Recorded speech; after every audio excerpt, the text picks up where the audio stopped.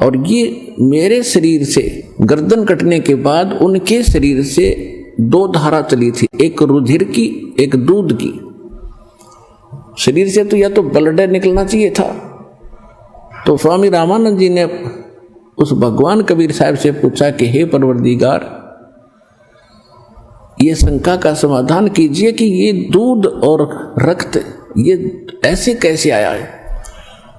या तो रक्त होना चाहिए था सारा ही, ये दूध क्यों आया? तो परमात्मा ने कहा कि स्वामी जी, पहले आप केवल ब्राह्मणों को ही उत्तम मानते थे, अन्य जाति वालों को आप शेष नहीं बनाते थे, तो वह बड़ी कमजोरी थी। वो तो आपने दया कर दी सारे हिंदू समाज के ऊपर कि आप सबको दीक्षा देने लगे, और अभी भी आप में कमजोरी रह रही है कि आप मुसलमानों से नफरत करते हो, और जब तक नफरत शेष है मोक्ष नहीं हो सकता। इसलिए आपके शरीर में 50% प्योरनेस है, प्योरिटी है, आधे शुद्ध हुए हो, और जिस दिन आप पूरे मानव और प्राणियों को एक समझ लोगे उस दिन आप मोक्ष के अधिकारी हो जाओगे। इसलिए आप अभी अधूरे हैं दाता। रामानंद खड़े हुए और परमात्मा ने 1 घंटे प्रवचन किए। हिंदू और मुसलमान 2 नहीं हैं, 2 कहे जो नरक में जावे, एक खुदा के बच्चे हो तुम, सब एक घर से आते हो तुम, या अपने आप अलग अलग जाति और मजहब बनाकर भ्रमित हो जाते हो। हिंदू और मुसलमान सब परमात्मा के बच्चे हैं, ईसाई हो चाहे सिख हो, सिख तो जब तक थे नहीं।